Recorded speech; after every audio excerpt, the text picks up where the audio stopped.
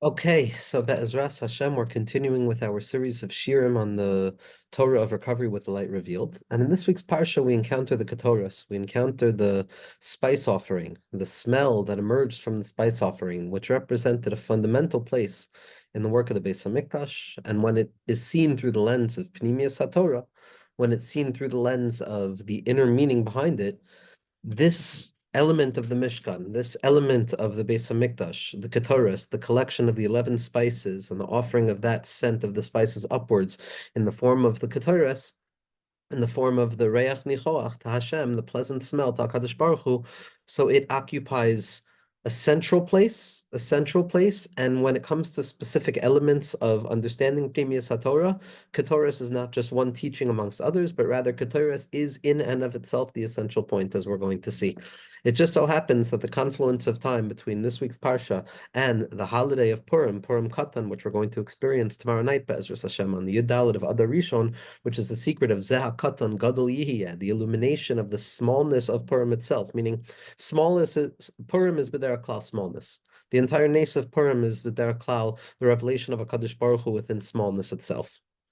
That's the entire thing, the revolution, the transvaluation of all things, where the bottom is revealed to be the top, and we don't know between Ar Haman and Baruch Mordechai, we reach a place of Adil Yada. It's the revelation of the lowest place being illuminated with the deepest light, the Hastara Shabbatoich Hastara being illuminated with the Aleph Baseser, with the light of the infinite, the wondrous light of the infinite that connects above and below, remaining in its hidden place, that secret unity of the Giloy of Yesod Da'ava, the Neskala Lamata, Ilam Ma'asiyah, the light of HaKadosh Baruch Hu's wondrous unity, which is revealed in the mundane, day-to-day things that appear to be devoid of HaKadosh Baruch Hu. That is the secret of Purim, and revealing that to be the very source of the illumination of a person's life, revealing how the lowest is the sight of the highest, revealing how the struggle, the difficulty, the process, the darkness, the concealment, all of the different synonyms that we often use to describe the human experience when it is confronted with the existential antinomies of this worldly existence, which are just the foundation upon which we actually experience life, where when confronted with all of those different elements, a person feels a certain way as a religious, spiritual creature that seeks out the Rabbanu Shalom, that seeks out God. We encounter a place of Purim in our lives. We encounter that place of concealment, that hither side of things. And Purim is the revelation of Vinahapechu, that light is in truth the place of the highest. And then we have Purim Katan. Purim Katan is the katnus within Purim itself, meaning the smallness within the smallness. You thought that Purim is the lowest. Purim Katan represents the fact that there are some moments in life that appear to be even devoid of that ability to say that I'm still by Purim. Ki'ilu, as if there's a place that's outside of Purim, as if there's a place that's not contained within the enormity of Purim, within the light of Purim. But Purim Katan represents that there's times where a person is feeling like such a Katan in their own eyes. The Katnus is the Katnus Shabakatnus. It's a smallness of smallness, where a person doesn't even know what to place themselves upon. A person can't find the Nekuda Tova. What's revealed is the miracle of Purim Katan, that even in that place, there's a Purim. Why? Because Be'emes, the entire truth of Purim, the transformation of all concealment into light, is simply what takes place at the lowest point. When something hits the bottom, suddenly there's a reversal, there's a Venhapachu, where the power and the energy that was motivating this thing to descend from above down below, instead of hitting below and shattering, instead it curves, and with that very force that it has developed along its journey downwards, and in accordance with the height at which it left is going to be the speed in which it descends down to the bottom, there's a curve which is then a reascension upwards of that light, the Or Choser, and what we thought was going to be the end is revealed to a beginning. And that bottom place, that is Purim. The Haggadah, the way that we grasp, the way that we encounter the bottom moment of hopelessness or apparent hopelessness is what we call Purim, where there's a chashash, there's a danger of the neshama being destroyed, the guf being destroyed, ben kach ben kach, a rock bottom experience. Purim is the rock bottom. Mamela, we think that Purim is usually a rock bottom, the Purim that we know, the way that we orient ourselves towards the story of the Megillah and all of the emotional experiences that are contained within that day. And not talking about alcoholic intoxication whatsoever. The intoxication of Purim is an intoxication of prophecy, like the Ramah says. It's an intoxication of lo yada, of not knowing anything. It has absolutely nothing to do with a state of physical intoxication, as we'll speak about and as we've spoken about. So any time that there appears to be a lower moment than what I previously thought the lower moment was, it means that that new lower moment needs to contain within itself the light of a Purim. And so Purim Katan on a certain level represents that even when I fall away from what I previously thought was a Purim, I thought I had hit the bottom in my life. I thought I had hit the bottom in my concern and my distance from HaKadosh Baruch Hu in this moment, in the heaviness of this world.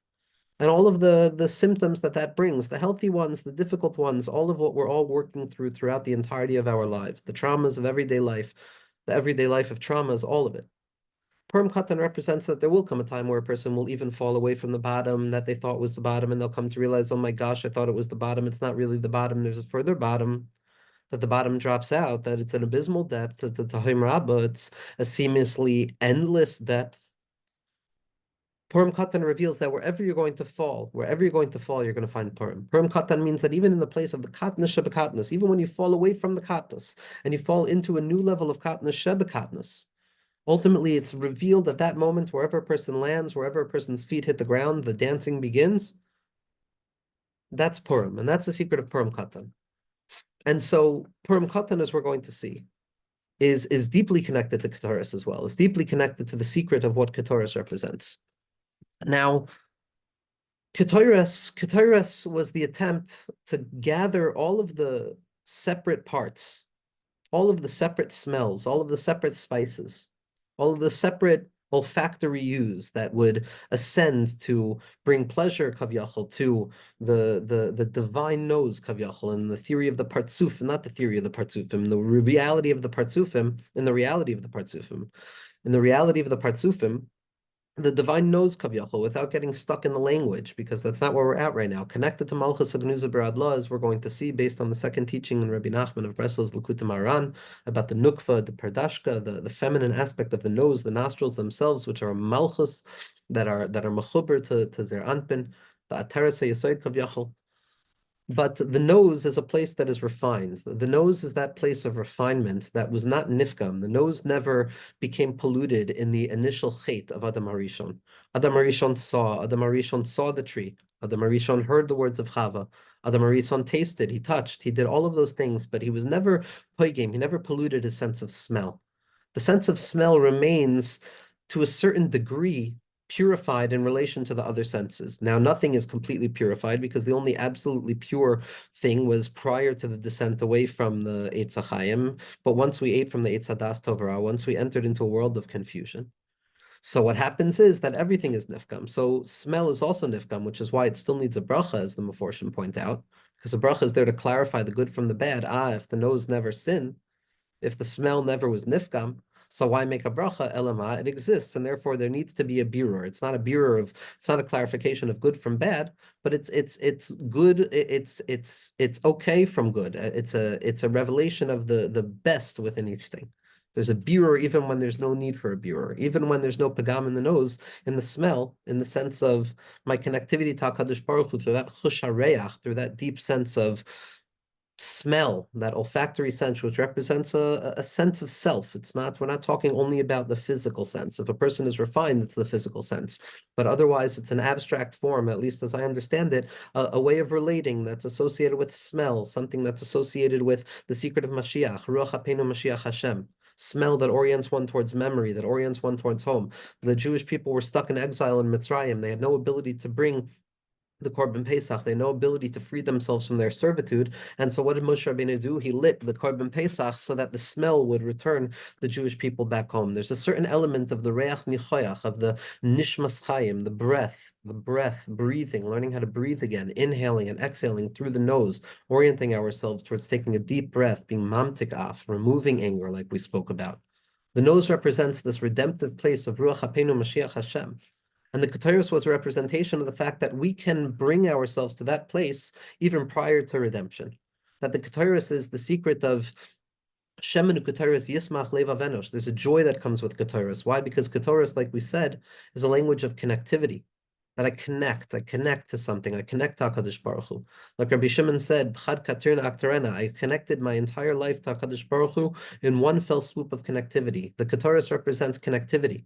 It also represents the ability to remove all of the stench and the odor of this worldliness, as Rav Tzadok says, based on the Rambam, that this stench of this world, the pungency of this world appears to be difficult. It appears to be suffocating at times. Like the Gemara tells us about Moshe Rabbeinu, who wanted so badly to proclaim the glory of HaKadosh Baruch Hu down here in the stuckness with the secret of Baruch Shem Kavod Malchus L'Olam Va'ed, the secret of the Yichud Tata. But he was embarrassed to, because it's like a princess who smells a pungent odor.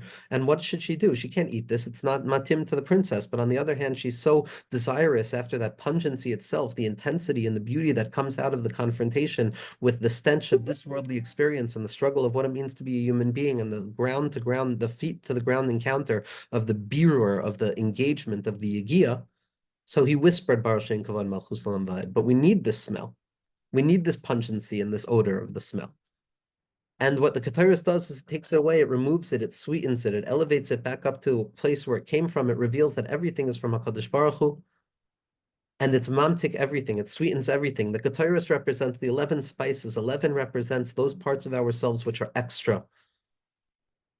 The Zohar Kadosh says that there are 10 spheros, not 9 and not 11. 11 is always a mark of something that comes from the opposite side, in the sense that it's the opposite of holiness. Holiness has enough, and unholiness wants more. It wants more. It always kol hamoisif go'ereya. It wants to add more because it feels it can find actual satisfaction. And in that very attempt to always add more and more and more in the hopes that I'll finally find satisfaction, I'll find perfection, it's megala, it reveals its pegam, it's megala, its deficiency, which is the fact that it thinks it can become perfect. The desire to go from 10 to 11, which is the mark of the other side, which is going to the Yud Aleph officers of Esav, the 11 days between Har Sinai and the mountain of Esav, the 11 days between the sun and the moon, the 11 days, the 11 spices in Ketoras. All of this represents the encounter with the pungency of this world, the encounter with difficulty of this world, yet not the running away from it, but rather the entering into it, to refine it, to harness it, and to elevate it back up to a place that can bring about a level of joy that would be inaccessible without the encounter with the pungency or the difficult. The Ketoras represents the separation that needs to be unified.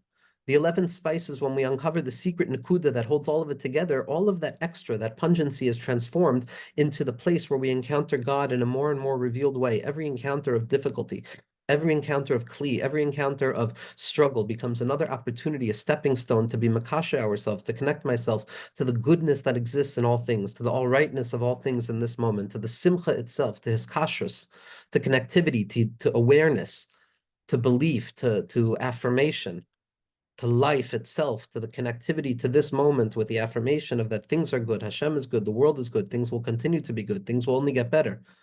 Kataras brings us to that place. Kataras takes us from a place of pirud, from separation, what appears to be extra and pungent, and the worlds of separation, and it transforms it. It connects all of them to attach itself back upwards to draw down blessing, which is the secret of the parnasa that comes along with the saying of the Kataras. Kataris is the recognition that all separation in this world, all of the various odors and scents of this world, they represent the different parts, the separation, the fragmentation, all of the various stations along the way that make me feel that the world is a separate and fractured and fragmented thing. But the secret of Kataris, which is the secret of the Kesher Dekula, which is the connectivity of the Yom HaKippurim experience and the Kodesh HaKadoshim, that singular line of vision of Rabbi Shimon's vision, of the Tzaddik Elyon's vision, of the Tzaddik Yesod Olam, of the connectivity within myself, that singular focus on the next right thing in the next moment, that connects all of the disparate points and it brings it back to a place. It's Megala, the Nitzutz HaKodesh, that hidden spark that always remains hidden within this worldliness. Always, no matter how ugly it is, no matter how difficult it is, as we're going to see in connection to Purim. Now, the secret of Ketores is the secret that the Arizal describes as Mituk Hadinim B'Sherasham, that the Ketores represents concealment, the struggle in our lives. It represents the fragmentation, the pungency of life that comes about from the difficult encounter with the edge of things. But at the very same moment, it offers us the opportunity to take that intensity and elevate it back up and to connect it and to reveal the beauty and the pleasant nature that is added to the spiritual experience, to the experience of self, that comes about by way of the proper encounter and delicate dance through the process of difficulty in one's life. Now, Moshe Rabbeinu went up to Shemayim, Elis Lamarim Shavisa Shevi. He took presents from all of the Malachim. All of them gave something to him. As we know that the Malachim had a kitrug against Moshe Rabbeinu. The Malachim said, you don't deserve to get the Torah because the Torah is a perfect thing. HaKadosh Baruch Hu is perfect, the Torah is perfect, and we're much closer to perfection than human beings are. And they said, Hashem, don't give it to them. They're going to mess it up. They can't do anything. And Moshe Rabbeinu says, Rabbanu Shalom, I'm scared. What am I going to do? They're going to burn me with the fire of their mouths. And HaKadosh Baruch Hu says, Moshe, you go and answer them. Hold on to my kisei hakavod, as Rabbi Nachman is masbir in the first Torah in the Likutei Moharan Chelik Beis, the place where it's revealed the maila, the greatness that a human being has over malach, specifically because we struggle, specifically because we can bring ketairos, specifically because we know that pungency, that desire for extra, that kol hamoisif gareya, that I always feel I need more, more, more, more, because I assume that I can be perfect, and if I can be perfect and I'm not perfect, then I have to always do more and more and more.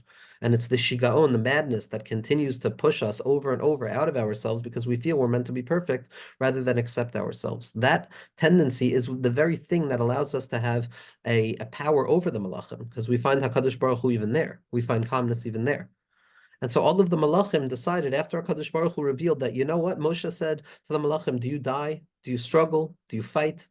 All of the human tendencies, the pungency of human experience, the concealment, the extra. Do you have any of this malachim? And the malachim couldn't answer.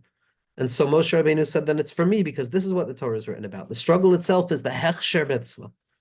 Without the struggle, without the chisaron koidem, there would be no need for the Torah, which is meshivas nafesh.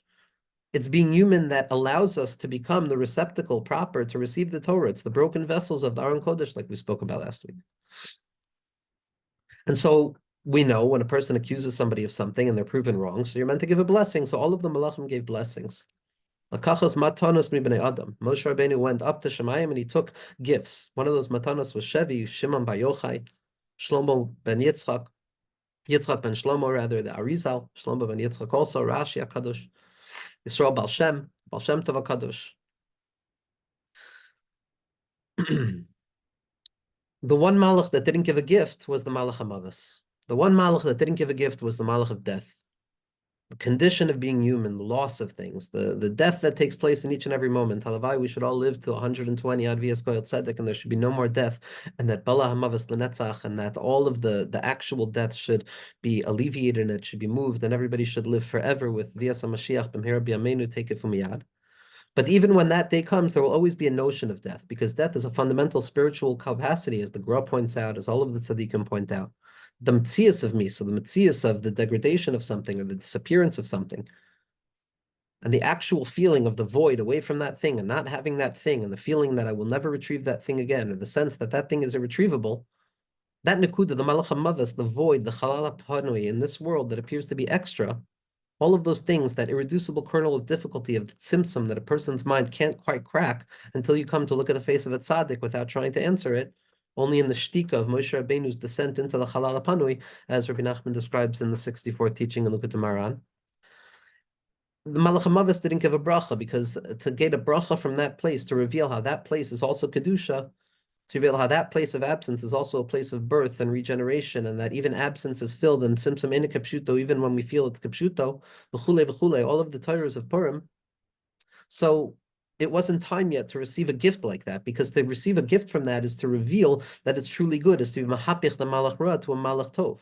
It's to force the negative angel to say yes against their will, which is the secret of Rabbi Meir. Malach ra yomer amen, which is the secret of acher being nichlal back into the Torah, which is the Roshei Tevos of Ruach HaPeinu Mashiach Hashem, the secret of the Ketairos that illuminates the smell of Mashiach, the Moirich Vadayan, the one who comes to smell certainty, the Marjor, this pleasant spice, the pleasant spice of Mordechai, of Yesod Abba that's in the Scala down here to reveal that this place is Gan Eden Mamish, a Chut Shel Boisam, smells beautiful.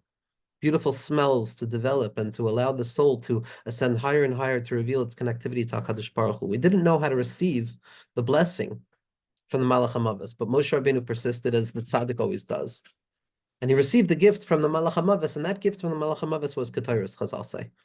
Because Ketairos is this encounter with this element of quote-unquote death, this descent into degradation, into loss of self, into loss of ideal, into loss of hope, into loss of expectation. However momentary it might feel, the more delicately we train ourselves to perceive the inner movements of ourselves in relationship to HaKadosh Baruch Hu, the more opportunities will be revealed in front of us to reveal the light of HaKadosh Baruch Hu.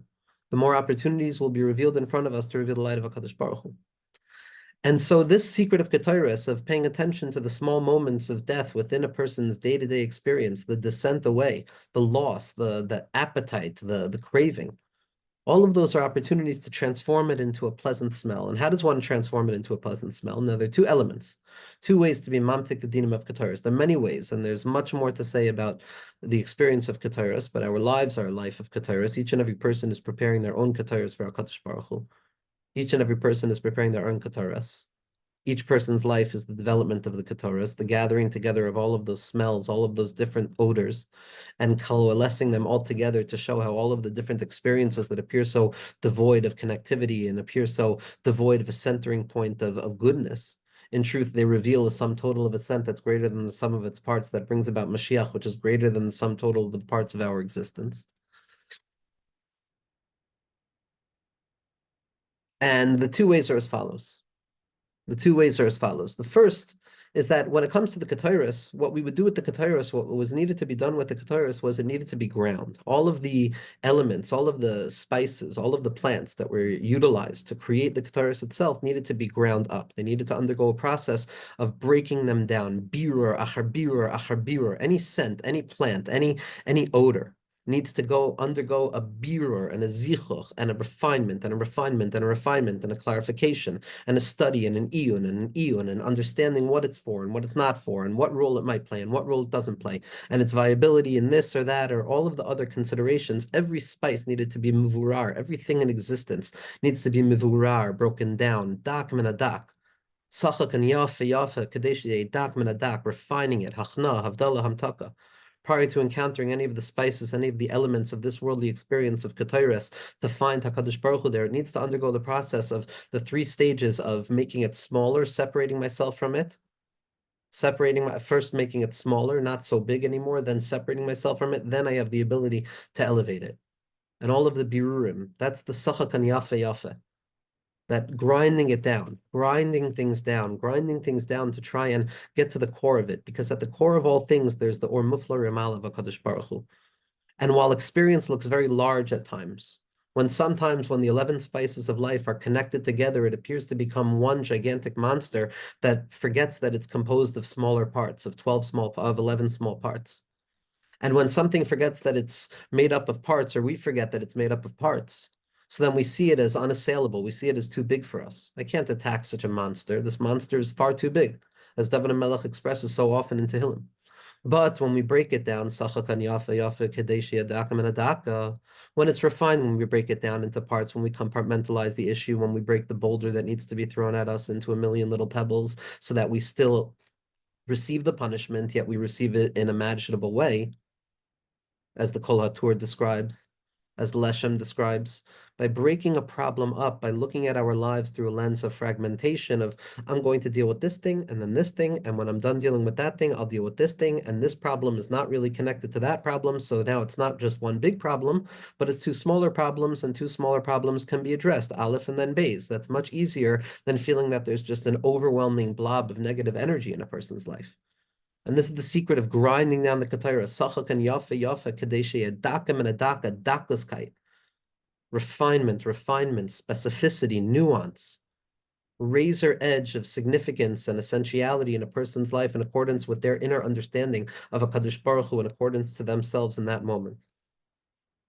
And the lashon of tzachachan, of grounding, is also a language of laughter, not to be too serious about trying to refine life or trying to uncover the spiritual spark of life, but rather to allow ourselves to encounter this process in a playful way, with realizing that I know what I'm doing and I also have absolutely no what I'm doing. I know what I'm saying and I have no idea what I'm saying. I know what it all means and I have no idea what it all means. I thought I was wise and I have absolutely nothing. Each person needs to feel that they're the center of the universe and they're nowhere in the universe. They have to have the feeling of a big heart in the face of HaKadosh Baruch Hu, and they have to have an awareness that I've got nothing, Hashem. I'm just you. I'm just an expression of you. I'm just an expression of you because I have no control whatsoever. And this is not flying, this is falling in style. And when a person does it with humor, with not taking the self too seriously, when the self-refinement and the refinement of this worldliness and the breaking it down and the attention to the problems, but not taking the problems too seriously, not taking myself too seriously, this is the way we refine things properly. This is the way we're mantik dinim. It's the same thing that we do in maror, says the Lashem Shabbat Chaloma, where we chew it down to bite-sized pieces to make it palatable. Someone who swallows maror, which is the secret of the dinim, just as the Keteris is the secret of the dinim, as we're going to see. and struggles in our life, it's only by chewing it that we're able to process it. If I look at all of my problems in one life, if I'm opening up my day and I have a million tabs open in front of me, then it's no wonder I don't want to get out of bed. But when I have one tab, and when I'm done with that tab, I'll look at the next tab. So then life becomes a little bit more manageable. And the Keteris is mamtik the dinim in that way. It's mamtik the misa. It's mamtik the struggle. And another way is that the Keteris was comprised ultimately of two categories of spices. There were the 10 regular spices, and there was the chelbana. The chelbana was the ugly spice. It was the difficult spice. It was the one that represented absence in this world. That point, that thorn in the heart, that place, that wound, that difficult point that the person can't seem to assimilate into the mind. That nikuda which seems to extend outwards of what a person theoretically thinks of themselves, other people, and HaKadosh Baruch Hu in this world. That nikuda of a malik, that place that needs to be refined, but it just won't be refined. That leiv basar. I'm sorry, that leiv even. The leiv even that seemingly just can't get unstuck. And what we tend to do is we want to celebrate the 10 spices that smell very good, look at our strengths, only look at our good things, only look at the parts of ourselves that are on, and when we're encountering HaKadosh Baruch Hu, and we tend to look at only the positive parts of ourselves while ignoring that nakuda, that leiv ha'even, that chelbana, that reach ra, that part of ourselves that doesn't fit within the narrative, that doesn't necessarily leave us feeling connected to HaKadosh Baruch Hu, that doesn't leave us feeling our best selves at the end of the day, where we can close our eyes and say, Biyado afkid ruchi Ribbana Shalom, I'm good. I'm good because I'm connected to you. I'm good because I know I'm connected to you. I'm good because I know I'm connected to you. There's always that nakuda that takes a person away from that nakuda of a malik, that nakuda of doubt, and that's the chelbana. That's the pungency. That's the odorous element of this world. That's the negative scent, the scent of avodah zarah, the scent of difficulty, that death-bringing odor, that smell, that smell that pollutes the air. Not so much the air in Eretz Yisrael b'chlal, not the air of Eretz Yisrael b'chlal, but that pollution of the air. That pollution of the air is the nakuda of the chelbana, that odorous element of our lives, the parts that we're shameful of, the parts that we haven't yet integrated, meaning to say we're still working on it. The chelbana is an important place where all of the work is done, but it's the parts of ourselves that are still undergoing resistance. And sometimes there's many different pockets of this throughout our lives. And the secret of the chelbana is that while one would assume that I should leave this out of the admixture, what does HaKadosh Baruch Hu want this smell from me for? I'm going to offer my best. I'm going to manufacture the greatest guitarist offering in the world. I'm going to make it perfect. I'm going to make myself perfect, like you desire, HaKadosh Baruch Hu, say we in our immature spiritual minds that assume that HaKadosh Baruch Hu demands something that's impossible of us. To be human is to be imperfect. That's the first postulate, because only HaKadosh Baruch Hu is perfect. Once we get that down, then everything else in Avodah is just ultimately endless growth, gradational growth, one step after another. Aleph Beis, Gimel, Gimel Dalet, Gimel Dalet Hey, until we reach the full Shir Pashut Kafel Meshulish and Meruba with the entire Aleph Beis itself, from Aleph to Taf, Taf to Aleph. And we include the Chelbana within us. We include that within the Keteris offering. Instead of assuming that we have the perfection, instead of assuming that HaKadosh Baruch Hu wants a perfect offering, we understand that HaKadosh Baruch Hu wants an imperfect offering, and that's what's deemed as perfect. The imperfection of the human being, the secret of Misa, is what gives the Jewish people the right to the Torah over the Malachim. And that's the secret of including the Chelbana into the Keteris. It's a secret Chazal say in Krisos Daf Vav Amid Beis. Krisos is lashon of kares, of separation, of disconnectivity. Vav is an oisachibor. It's the Vav HaChaim. The secret of the Vav HaChaim within kares itself, within death itself, is the secret of the Chelbana, which is on the daf over there. And Chazal say that from where do we know that a fast for Klal Yisrael, that a moment of pain where Klal Yisrael need to beseech Shemayim and bring down Rachamim Rabim, as we do each and every moment of our lives? From where do we know that that must include even the sinners, Kavyachal, whatever that word might mean? The sinners, the transgressors, those who are not operating in accordance with the ideal and whatever ideality we're dealing with. What does that mean? It means that any fast that doesn't include those parts that seem to be outside of the whole, those separate parts, those dark parts, it's not considered whole. There's no wholeness that does not deal with integrating the parts that are the opposite of it. The opposite is what reveals the very wholeness of the thing, because it's so whole that it could contain within itself its opposite and reveal something more than itself. That's the secret of the Chelbna. That's the secret of the fast, that it has to include even Poshei Yisrael, Even those who have tried to scrub the name of Yisrael away from every part of their self, had run away from HaKadosh Baruch Hu, as we all try in each and every way that we do it. But ultimately, it's the part of ourself that's been running away from HaKadosh Baruch Hu that's dragged back into the tightness. That's the secret of the Chelbana that's included within Ketores. And so not only is the derech to be mamtik, the dinim of Ketores, to refine them, and then slowly but surely look at one after the other, and crunch it down and break it down until it's manageable in bite-sized pieces.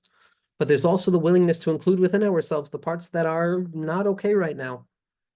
And because once I could accept that something is not okay, then I can work on actually beginning to figure out how to make it okay rather than running away from the notion of ever admitting that it's not okay. And the fear very often, the fear, which is born out of a shame or a past trauma or whatever it might be, is ultimately out of being caught in and being stuck or being tied up in whatever it is that a person is stuck in to the degree that they can't escape it, or being found out, the shame that comes with it, or the fear that, I'm never going to be perfect as a result of this thing.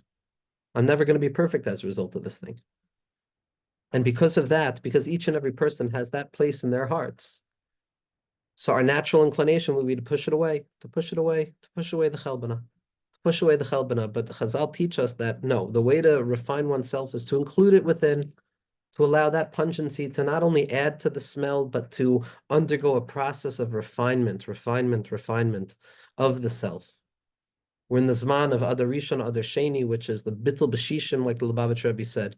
There's a secret of the Chabana is Mavutal. It's negated within all of the pleasant smelling spices, but the purpose is not to negate it. The purpose is to refine it, uncover its inner energy, the power force that comes about specifically by way of the pungency of the human experience, and to force it to propel the pleasant smelling spices to an even higher place. The secret of Mordechai and Esther, the secret of Esther and Mordechai. And ultimately, this brings us to the secret of Ketores as it connects to Purim, especially Purim Katan, as the Arizal describes. But how could it be that a person could come in their life to a place of Baruch Haman, of a Malik itself, of difficulty, of doubt, of all of the things that we know that we want to remove ourselves from, or remove from our lives, or scrub away from our minds, the doubts and the anger and the resentment and the anxiety and all of those things that just quietly or loudly, depending on the volume of the moment, push a person away from the menucha l'chaya elamim that rests in front of a person at each and every moment, the moment they close their eyes. And for longer than a moment, they try and contemplate the Shem Havaya in front of their eyes and connect HaKadosh Baruch Hu. How do we learn to find the nitzutz tov? How do we learn to say yes to that thing? How do we learn to say baruch to the reality that HaKadosh Baruch Hu created concealment in the world? And the Arizal says something very powerful. He says that one has to understand that, like we've spoken about before, there's no such thing as something that exists without HaKadosh Baruch Hu's light. Nothing exists outside of the realm of HaKadosh Baruch Hu. Everything is HaKadosh Baruch Hu on a concealed level. All there is was HaKadosh Baruch Hu, all there is HaKadosh Baruch Hu, and all there will be is HaKadosh Baruch Hu. All of us are just expressions of that. All of us are expressions to be Megadol Tetzaveh Kishut of Nishmas Yisrael, to draw the infinite light down into existence every moment, that Tzimtzum that HaKadosh Baruch Hu does for us out of the abundant love that he has, like a father or a parent who makes themselves smaller for the sake of their child. And HaKadosh Baruch Hu descends down into that place of concealment that appears apparently devoid of him, that makom of concealment, of hastara shabatoicha hastara. And what we have to come to be aware of is the fact that there is a very delicate nekuda, a tiny point, but an infinitesimal point that contains all things, because the infinite cannot be divided. And therefore, any tiny point, no matter how infinitesimal of the infinite we might be encountering, we are ultimately revealing that the entirety of the infinite rests there. That tzimtzum is not real, that HaKadosh Baruch Hu never fully removed himself, ever. He never removed himself whatsoever, even in those low places.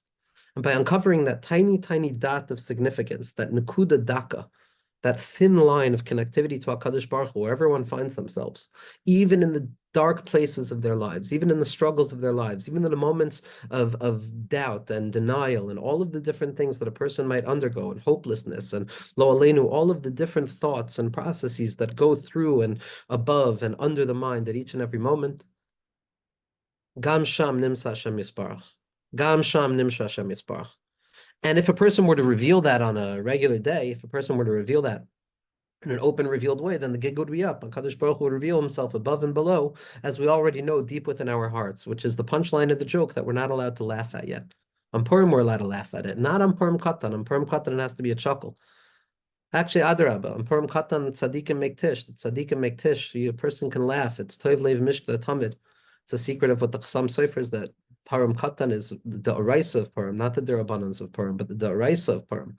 The fundamental element of Purim is as true in Purim Katan, as we said before, because the essence of Purim is the revelation that takes place at the very bottom, even when a person falls away from what they thought was the bottom. And so on one day a year, in a moment of shichrus, whatever that intoxication means, it doesn't only mean substance, it does not mean intoxicant. In this context, for the shirim that we're giving, for the light revealed, it does not mean we're not talking about substance intoxication, we're talking about the intoxication of the mind. The shichrus of Rachel, the shichrus of Rachel Lois Yada, the intoxication of Rachel Lois Yada, the awareness that I know absolutely nothing. I don't know anything. That's the tachlis of the day. I don't know anything. I don't know anything. And in that place, a person reveals that nitzutz of concealed goodness that rests in struggle, and we elevate it back up and we say, Baruch Haman. And a person can only do that in a state of unconsciousness, in the lowest, where a person feels that they're not in control and they come to realize, Hashem, everything is from you. Everything is by chance because you're the only thing that is real. Chance is the realest thing because it's what you've chosen, HaKadosh Baruch Hu. It's what you've chosen. Random precision of HaKadosh Baruch Hu. And the Arizal says that this secret of the nitzutz that's hidden in Amalek, this nitzutz that could be nis'ala from Amalek through the recognition of I don't know anything at all, and all of the different parts can be unified together, that is the secret of the Ketara, says the Arizal. It's the spark that animates the Ketara. It's that light of HaKadosh Baruch Hu that can be uncovered wherever a person finds themselves and to climb slowly, but surely up. Now, again, all of the details of these sugyos are pages and pages and pages and pages and pages from tzaddikim, and the Rebbe has so many hasberim on this. But for our purposes, the secret of the Ketairos is ultimately to uncover the light of HaKadosh Baruch Hu in those places in our life that are difficult, the fragmented places, to elevate the difficulty, to learn how to work on it while accepting it, working on it while accepting on it, and accepting it, realizing that acceptance does not mean stopping to work. The terror is that if I accept, I won't change. But there's a secret of acceptance and then change. Change that emerges from acceptance, growth that emerges out of a possibility of more rather than a fear of less. And through this, we could be zeichet the light of Purim. So Chedush Harim says there's one day a year. Anything that's said about Purim is extra true for Purim Katan. Everything that's said about Purim in terms of the spiritual terminology of the day is also true for Purim Katan, as we explained. And the Chedush Harim says that Bnei Yisrael davened enough that HaKadosh Baruch Hu was ready to give us a day where we could ask for anything. HaKadosh Baruch Hu wanted to give the Jewish people anything. And it was a day, an opportunity where tefillah, where prayer, where beseechment, where honesty, where connectivity, where learning, where desire, where ratzon, where change, where growth is fully accessible to a person. Fully accessible to a person. And the Malachim came to HaKadosh Baruch Hu, those very same Malachim who said, these people, they can't get the Torah until they realize the secret of death is not something the Malachim can understand. The secret of Torah is not what they can understand. They can't smell. They don't have to smell the besamim after Shabbos when they feel that they've died in order to revive themselves. And so the Malachim said, Rebbeinu Shalom, they're going to ask for Mashiach Tzidkenu. They're going to ask for the pleasant smell of all things, the sweet smell, the Shoshana Ha'amiti of Mashiach Tzidkenu, of Mashiach ben David, of Moirech Vadayan, of the Mar Dror, of the Hisgalus of Yisai Da'ab Lamat Ba'ilam Ha'asiyah Ba'ifin Galu. And the Malachim say, HaKadosh Baruch Hu, it's not fair. So HaKadosh Baruch Hu thinks about it, Kaviyachal, and he says, you know what, it's not fair. And so Hashem says, but I don't want to take away the gift. They deserve this gift, the day. And so HaKadosh Baruch Hu made a decision. He says, I'm going to give them the day, but I'm also going to give them the mitzvah of intoxication. And people are going to come to be confused with substance intoxication, and they're going to lose sight of the opportunity of the day. And maybe they'll try and daven one word out of that place of the Bahala of the day, and the running around. And so they won't get to daven. Now that's true generally on a Purim. On Purim, that's true, right? Where a person is running around with Mishalach Manos and Matanas Lavyonim and carnivals and all of the Heilige mitzvahs of the day and costume and create some Megillah and all of the things, that it's very difficult for a person to align themselves to a day where they could daven. But on Purim Katan, we don't have those things. Purim Katan, a person just has the pure potency of the day itself, the day of Emunah, Bitachon, Simcha, a day of Shalva, of Menucha, of Yegiya, of Tefillah, of Torah, of Hamshacha, and all of the positive things that HaKadosh Baruch Hu should give to his Jewish people, should give to the entire world, should give to each and every one of us with an open heart. It should be a day of Simcha, it should be a day of Yeshua, it should be a day in Vachama. We should all be Zocha Bezras Hashem to Vias HaGeula B'mher B'yameinu Amen.